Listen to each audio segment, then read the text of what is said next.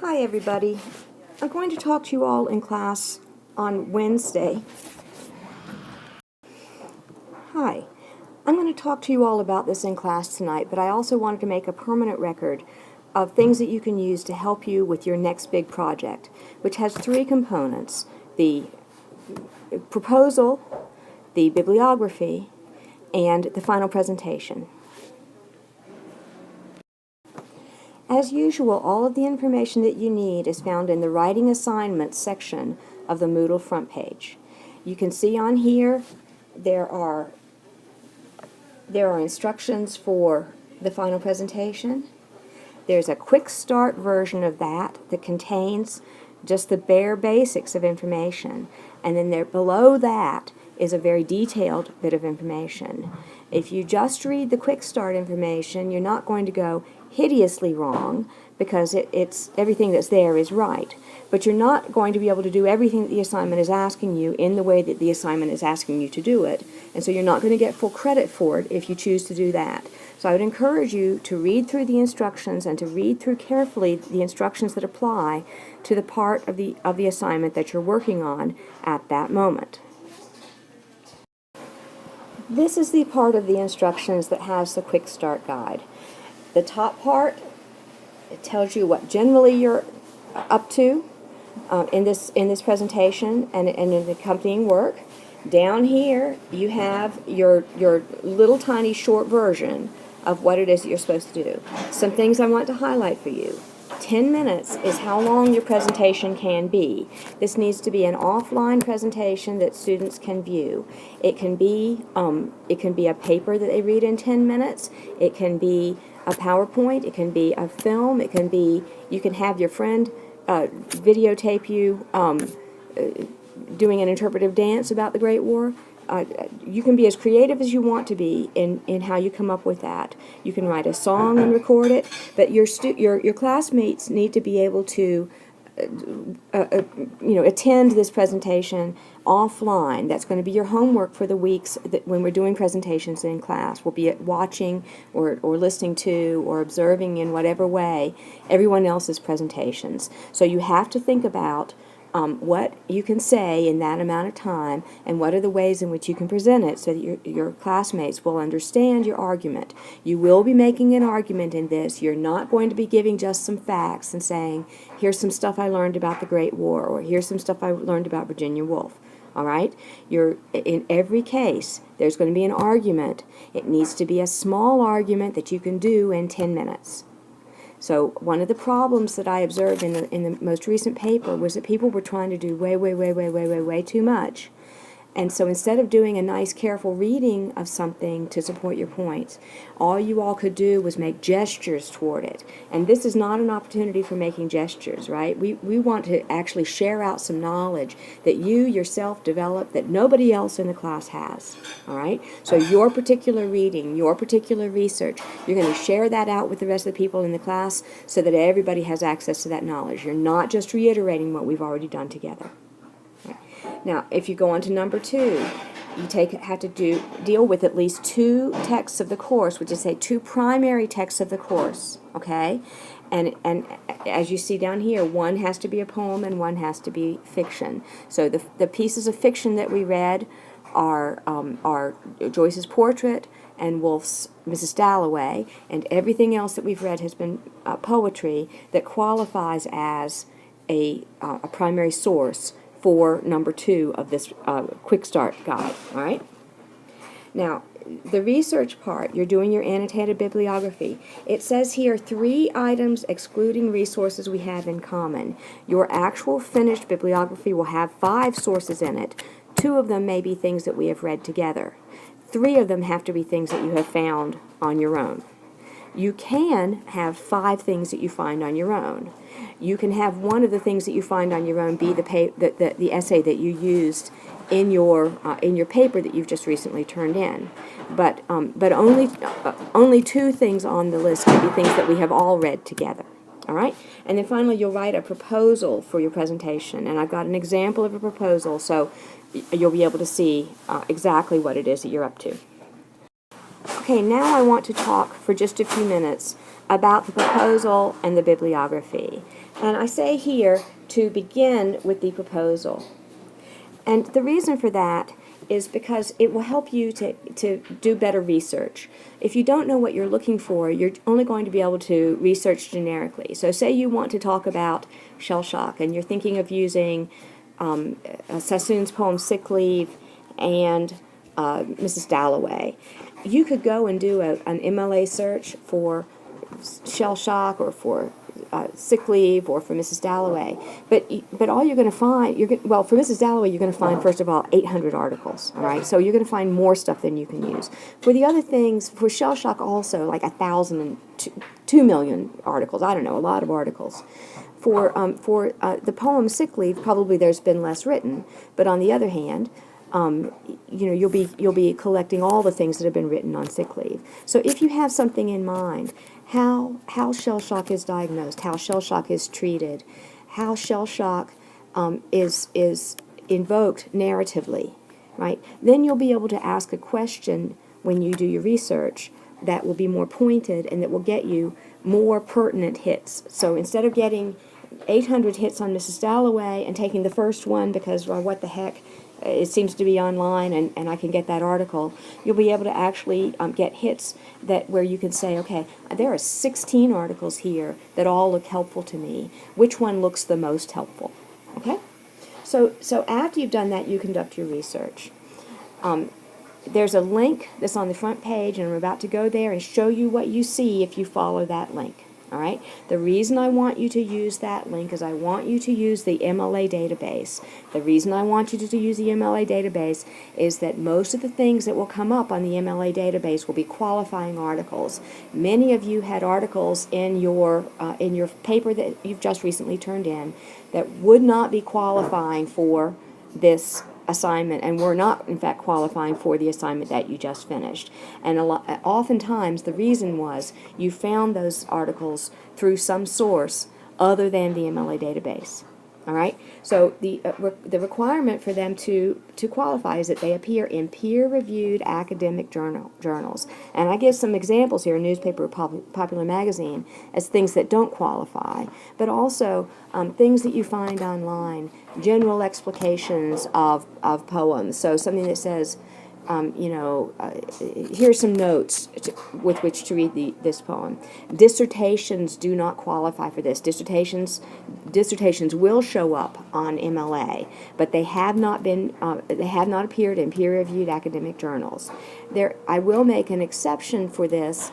An academic book that has a chapter in it that you want to use, you may use that also, and you will find book chapters showing up on MLA, but book reviews do not count. A number of you use book reviews in your essay that you just turned in, and book reviews don't count.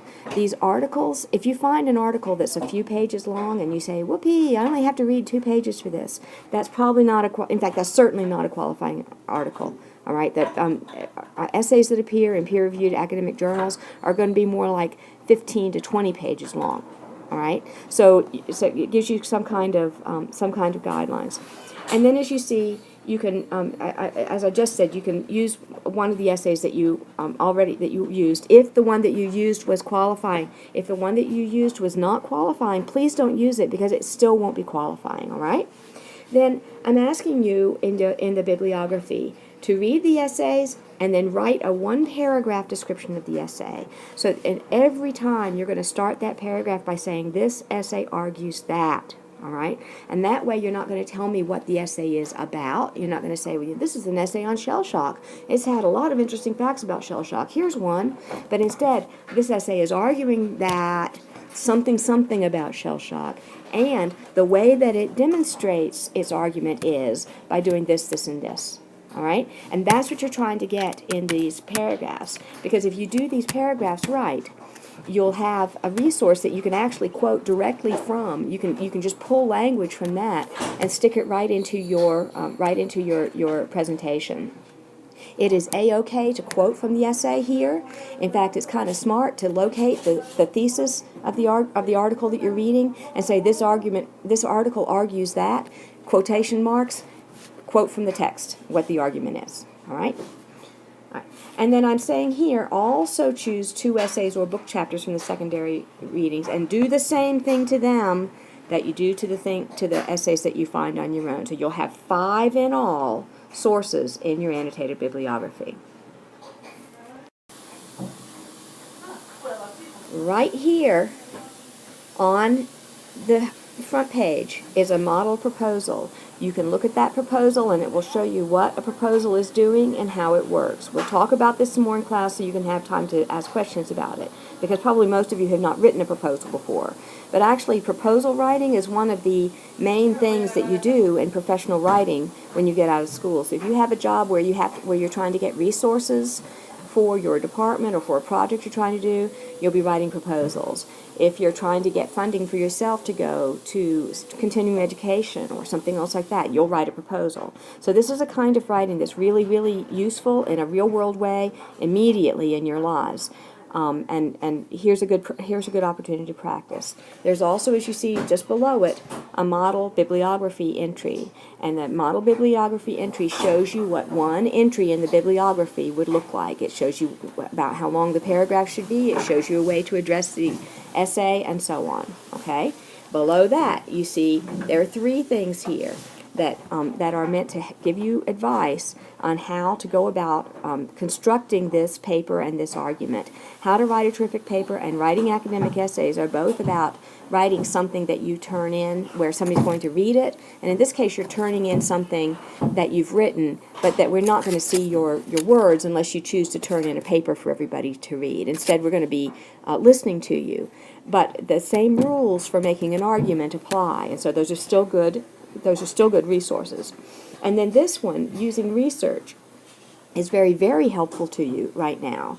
One of the things that I observed in the essay that you all have just turned in was that most of you are still not using research in the best possible way. So you'll find a source that says something, and you'll say, here's what this source says, and then you move on to the next thing. Or here's what this source says, and I agree. Now, here's what this source says and I agree is better than just here's what this source says. But what you have to get into your minds is that the sources that you're using are making arguments just like you. They don't have a superior status. They don't have an inferior status. They have the same status as your argument. Now, these are arguments that have been reviewed by a committee of their peers and that are appearing in an academic journal because somebody has thought this argument was valid, or this argument makes a case that is interesting or that somebody should listen to. And so in that way, these are arguments that have been through more vetting than your argument will have been through by the time you're putting it together. And so, when I'm saying to you that these arguments have the same status as your argument, I'm not saying, and so therefore you can say, well, this idiot, the eminent Joyce scholar, says some stupid thing about portrait that I don't believe because I forgot to read all the way through the book, right? I mean, you don't want to have that kind of cavalier attitude, and I'm sure that none of you would have that kind of cavalier attitude. But the idea is that while these are things that can help you make your arguments, they're not things that substitute for your argument. So the fact that somebody else said it, or actually even if you went out and found 15 articles and they all said that Portrait of the Artist is really about the color blue and not the things you all thought, that doesn't make it so. There could be 15 wrong people out there in the world, right? I mean, we know that about the way the world works. So the very first thing you're going to do on this project is think about what your argument's going to do, and you're going to make a stab at writing your proposal. The better your proposal is before you get started on your research, the easier your research is going to be. On the other hand, it is an iterative process. So you may decide, I'm going to argue that A Portrait of the Artist is really about the color blue and not all the things that everybody thinks it is. And then when you start doing your research, you discover that absolutely nobody else has written on that, and that nobody is even in the ballpark of this argument. And you may begin to think to yourself, I wonder if I'm right, or I wonder if I'm phrasing this in maybe not the best way, if there's some other way to put this so that people will understand my argument better. So in other words, by doing research, by seeing what's out there, by starting to read articles, you may begin to see some things that you can improve about your proposal, and I encourage you to do that. Here is where you're going to go to get started on your research. All right, there's a link right there, and it will take you to the English Librarians page. The English Librarians page looks like this. When you get there, you are going to go to create a bibliography right there. Create a bibliography. When you do, you're going to see this page, and you see it says create a bibliography at the top, right here. MLA, Modern Language Association. That's the link you want to click to start your bibliography. When you do, you will get to this page. This is the front page of the MLA bibliography. You're going to have to go through a RaterLink page where you enter your RaterLink information. If you keep getting kicked out, you probably need to have VPN going. Although I find that once I've logged in one time, I'm okay. But if you have to log in repeatedly, then there's something about your connection that the library server does not like, and you can go in through VPN. If you have any problems at all about this, contact IT Help Central. You can find their phone number, their email address, a Twitter link, and I don't know what all else on the university's main page. All right, so IT Help Central is there to help you get into the library so that you can do this assignment, okay? So if you think you may have problems, if you had problems on the previous assignment where you had to use the library, then get on this right away so that you know how to get into the server. This that you have right here is your search box for a simple search. You see here it says basic search. There's also an advanced search which lets you have more choices about how you present things. And I usually start with a basic search on a broad term and see how many hits I get. You know, if I search on what I think is a broad term and I get 3 hits, then I think, okay, well that's not actually a very broad term, or nobody's writing about this. If I search on a broad term and get 2,000 hits, then I say that's too much, and I don't want to go through all these articles. I need to narrow that down. And so you can do that to begin with, and then you can go to an advanced search to help you determine exactly what articles are out there. And again, do this in an iterative way. Okay, do a broad search, do a narrow search, do a broad search, do a narrow search. When you get your list of topics or your list of hits, look down at the titles of them. Please don't just pick the one that's on the top. Look through the titles, see whether any of the titles seem to go with what you're thinking about, or whether the titles just might even seem interesting to you. Most of these articles are available electronically through the library. The ones that aren't, you can get through Interlibrary Loan. You can go ahead and request them through Interlibrary Loan, and a lot of those will come to you electronically within a day or two. So it's only occasionally that you might have a problem where something that you want to look at is only in a book that you have to be in the library to read. And so, for the library actually provides pretty good sources for distant students. So, but you need to start early in order to be able to take advantage of them, okay? So do that, and then you're going to look at just the first paragraph or so of more articles than you think you need, and that's going to help you to narrow down the particular articles that are likely to be the most helpful to you in the argument that you've decided to pursue. Okay, back to the assignment sheet. You can see, oops, I didn't mean to do that. Back to the assignment sheet. You can see right here that part of your grade for this presentation is based on discussion, which is to say you get points for asking questions of others or making a comment. Either one is fine. And you also get points when people ask you a question or when you respond to them. Okay? I've got the due dates here. These are the same ones that are listed in the syllabus. This is important. Discussion and presentations will be scheduled randomly during the last 2 class sessions. You'll get, during those last 2 class sessions, you'll get a 10-minute period where you can talk about your presentation to your classmates. Okay, they've already viewed it. You're just going to talk about it to them, and then we'll divide it up into 4 groups, right? So one group will present in each of the 4 half classes that we've got in the last 2 classes, if you can follow my math there.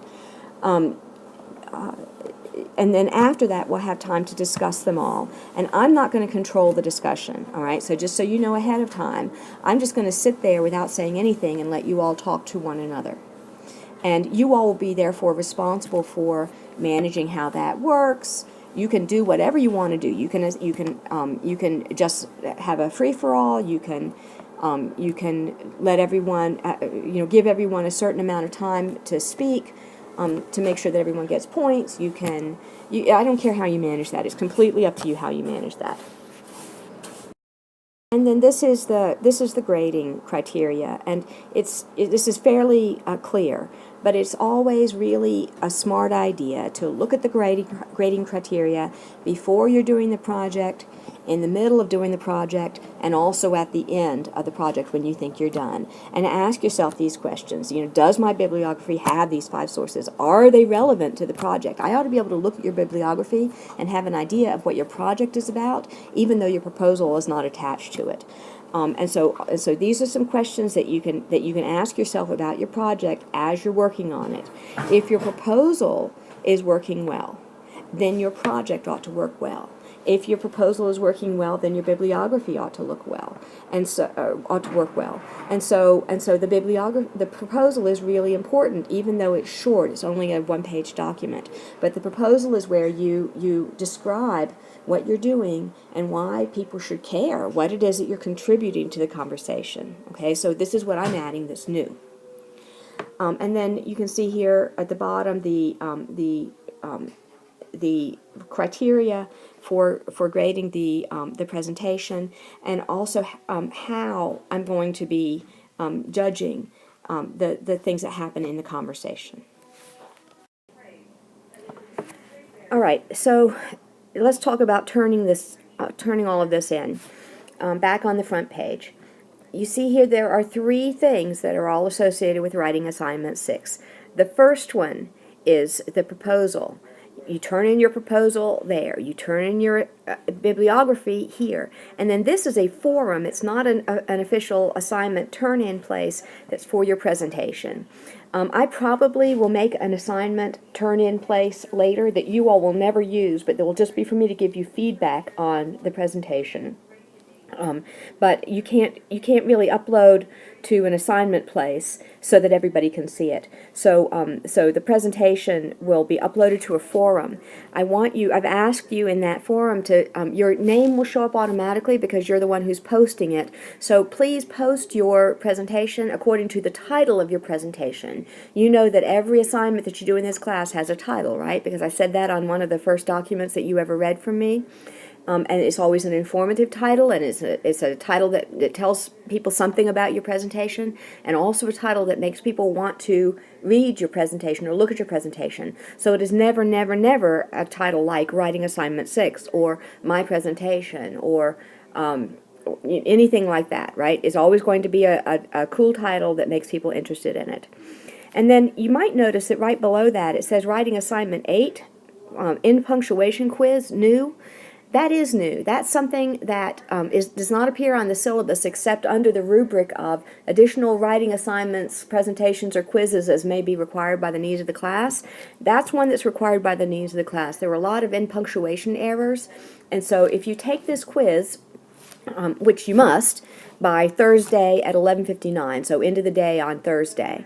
If you take this quiz, you will find out some things that you may not know about where to put the period, and I think that will stand you in good stead in your afterlife, okay? All right, so see you in class tonight, everybody.